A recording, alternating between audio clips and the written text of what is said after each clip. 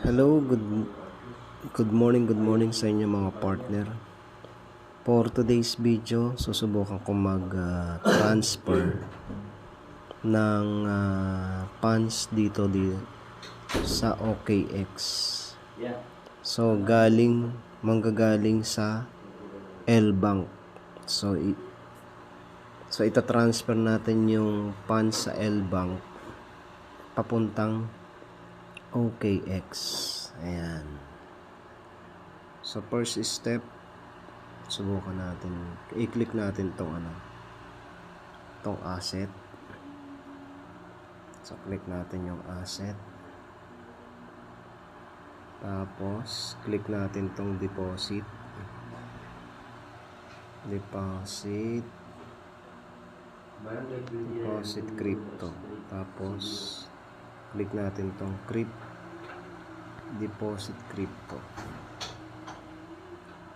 Then i-click natin tong USDT. Tapos i-click natin tong USDT ERC20. Ano pala ito? Tong TRC20.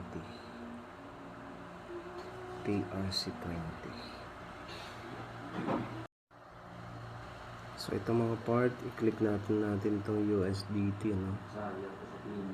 Tapos click natin tong TRC20. Ayan, so lalabas na to. Ito yung ika-copy paste natin, ano? Ayan, so na-copy na siya. So i-click lang natin to copy. Ngayon pupunta tayo sa L-Bank kasi doon manggagaling yung pera na o yung USDT na ita-transfer natin dito sa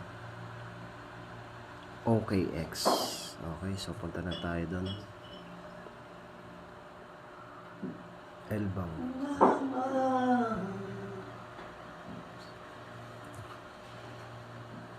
So ngayon Yo. Noy.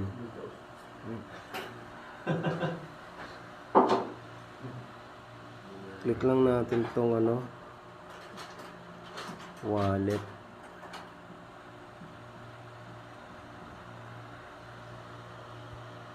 Yan, so lalabas na yan. Automatic na yan. Halimbawa nasa home ka, no? So i-click mo tong wallet. Hello, Connect Palawan. Complete address. Once na nandiyan na-click mo na yung wallet, click mo tong withdraw. After ng withdraw, click natin tong USDT. Tapos after USDT, click natin tong TRC20.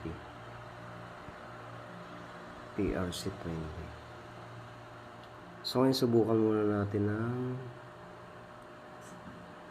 ngayon ika-copy paste natin dito yung Palawan City complete address. yung address dito, ika-copy paste natin dito.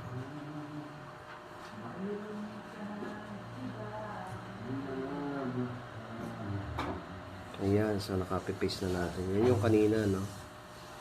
Ayun, subukan muna natin kahit mga USDT, kahit mga maliit lang muna.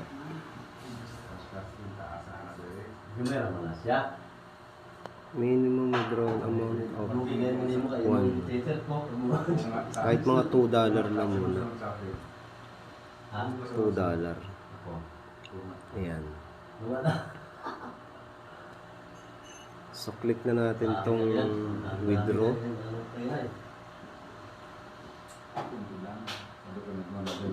Withdraw.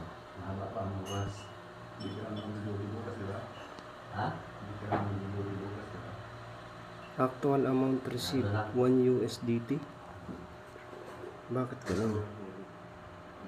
Withdrawal address $1. So, $1 ang ano, charge. Ang laki naman ang charge nito. Bakit ganon? Withdrawal confirmation. So, medyo malaki yung ano, Ito nag-profile, 20 mil lang. Tas yung online charge.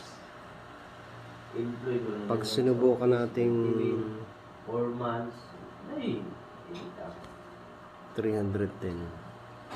hindi mo na natin na. 310. Hindi na magplano yun. Ako sayang din. May dulo pa tayo. Ah, Hindi na plano ko sabi sayang. Wala. Hindi na ako sayang. May plano na.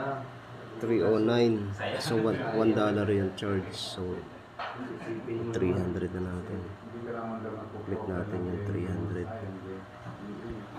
Withdraw. Ha? Hindi ka rin naman daw nagpo-proper yung Actually received. Nakukunan ako ng pupunta sa'yo. 309. Paraan nga, ako tayo ko sa client. Sabi ko nga, kababad, lagay ko na agad ako. Sige, confirm. Bigyan mo. Please enter email code.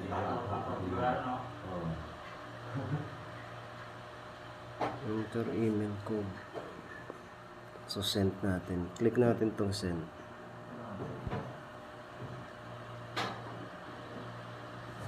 Punta tayo sa email.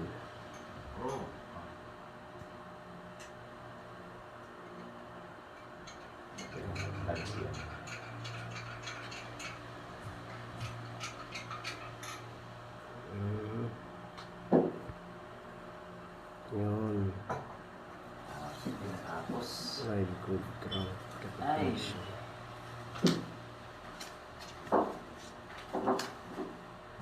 Hanapin natin yung email. Tapos,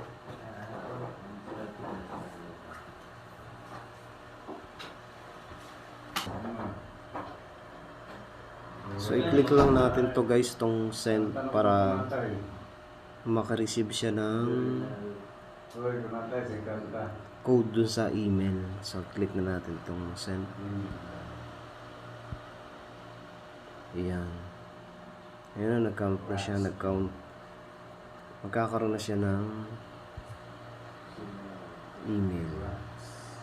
Punta tayo dun sa email. Yun. 170,583. So, tama ba? 170,583. Tama. Confirm. Doon na naman mo sa bahay. So, ayan guys. Doon na naman mo sa kanta ba? Hintayin natin na medyo ilang minuto rin yan eh. So, puntahan natin kung dumarating na dun sa OKX. Balik lang tayo dito. Ayan. So, makikita natin dito 2,001 siya. $1 yung available niya. No? Di ba? So, tingnan natin. Ay, ano ba yung napindot natin? Deposit, no? So, deposit. Deposit, crypto trading. Kaya, Tapos, USDT. 2,000. Check natin kung tama yung, 2,001 na, wala na. yung address. Yung pakanto siya. Ayun, so letter R yung dulo. So, hintayin natin. Maya. On the way na siya. Balik tayo dun sa L-Bank. Confirm.